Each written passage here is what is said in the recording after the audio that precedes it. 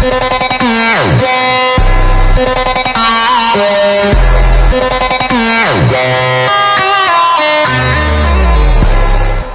saat ini sebagai TKI di Jepang guys. Aku bekerja di panti jompo ya guys, sebagai perawat lansia.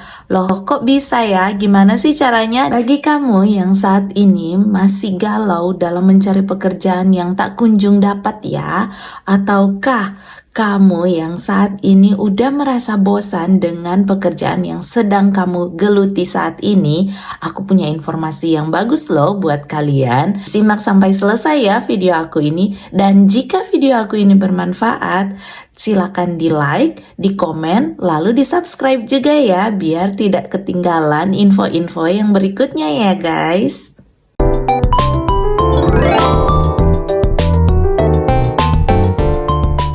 Saat ini lagi viral ya dengan tagar kabur aja dulu ah. Nah, kita sebagai warga negara yang baik, jangan seperti itu ya guys ya.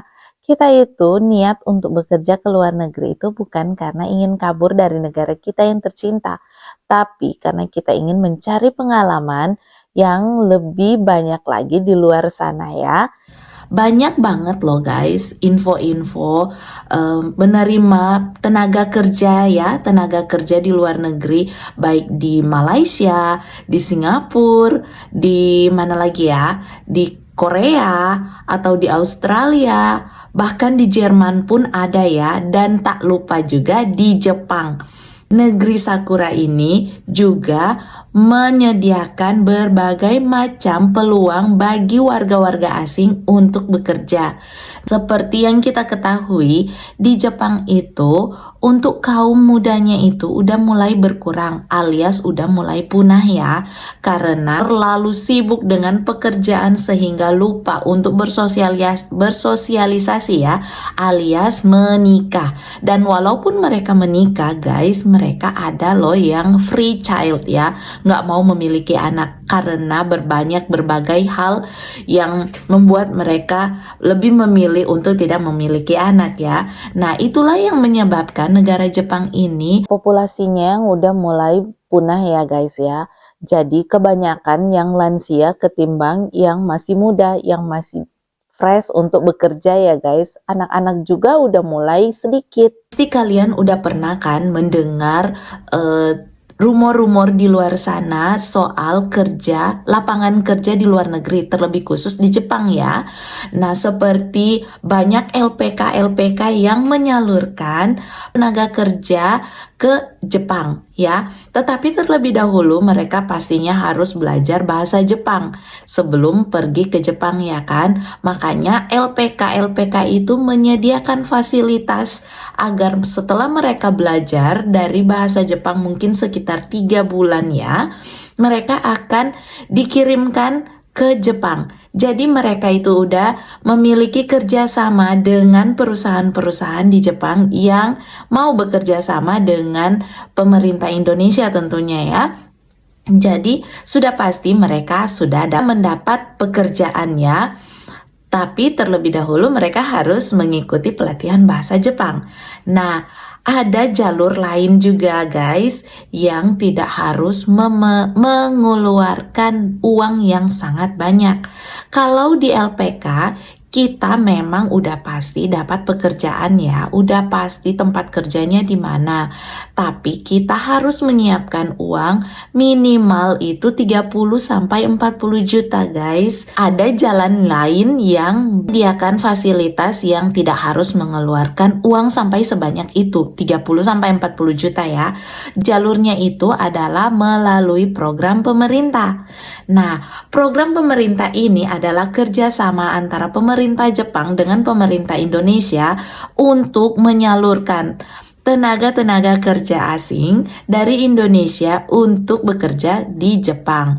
Pastinya ya guys, kita itu akan dibiayai oleh pemerintah Jepang karena mereka yang membutuhkan kita kan. Semua itu tergantung dari kalian ya guys ya. Kalian mau pilih yang mana? Mengikutinya melalui jalur LPK ataukah melalui jalur pemerintah. Nah, di sini aku akan jelasin keuntungan dan kerugian mengikuti jalur pemerintahnya ya. Di sini aku kasih tahu ya guys untuk persyaratan pendaftaran calon perawat lansia ya guys ya.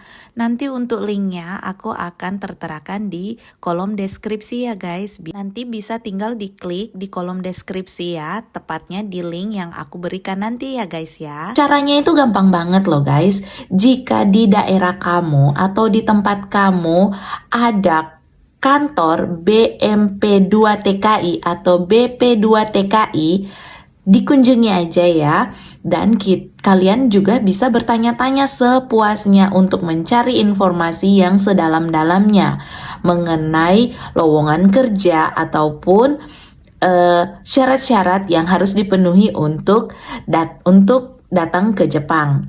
Untuk keuntungan dan kerugiannya itu, setiap program pasti ada keuntungan dan kerugiannya kan.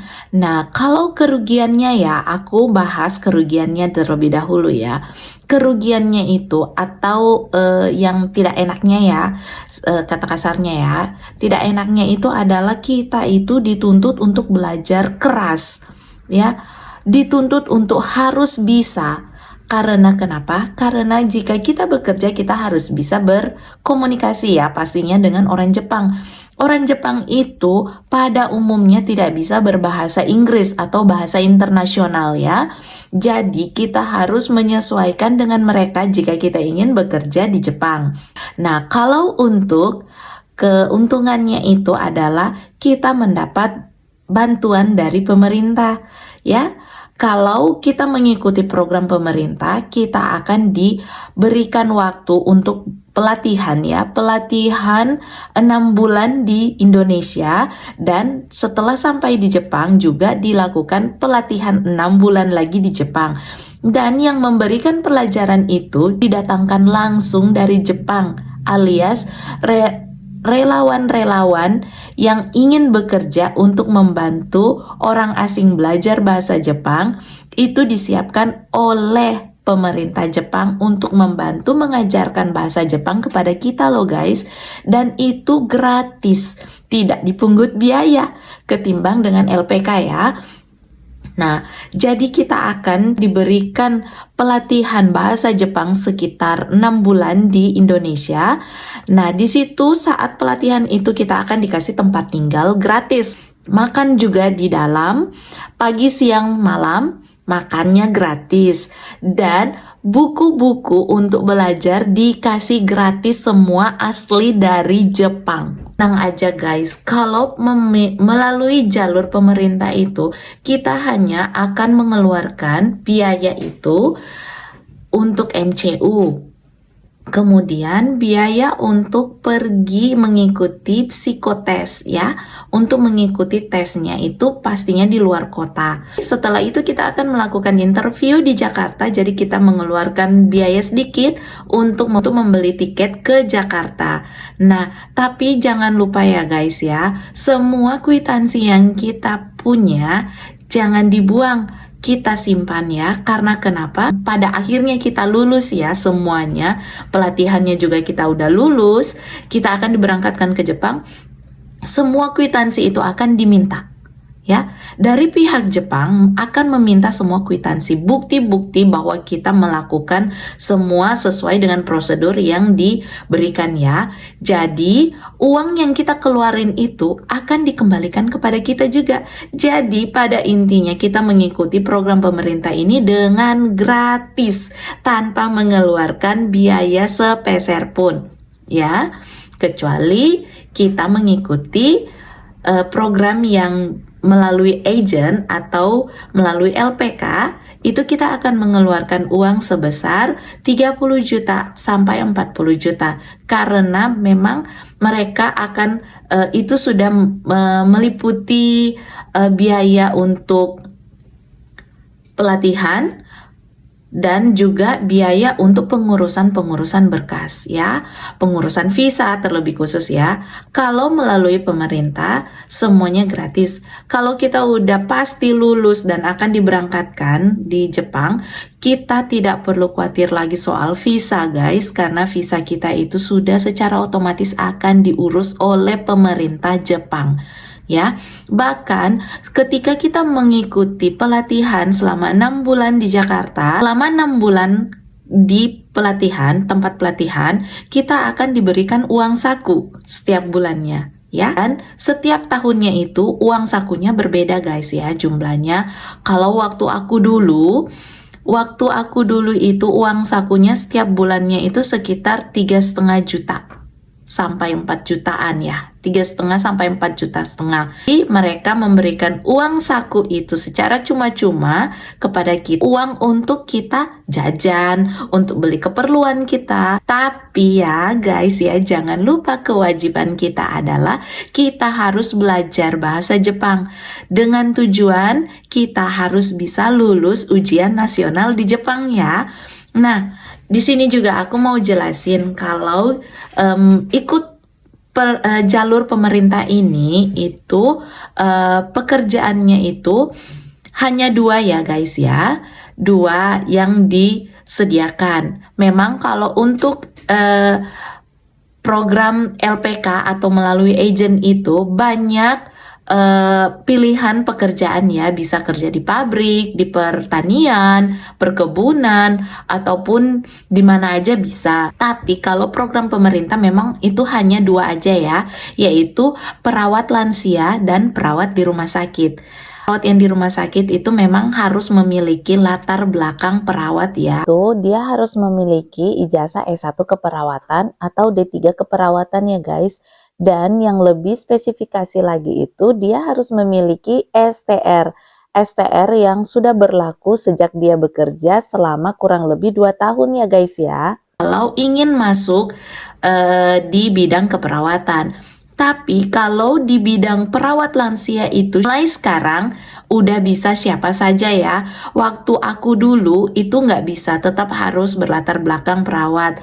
Tetapi karena saat ini Jepang sangat memerlukan banyak tenaga asing dari luar, maka kebijakan dari pemerintah Jepang untuk perawat lansia itu udah bisa siapa aja ya.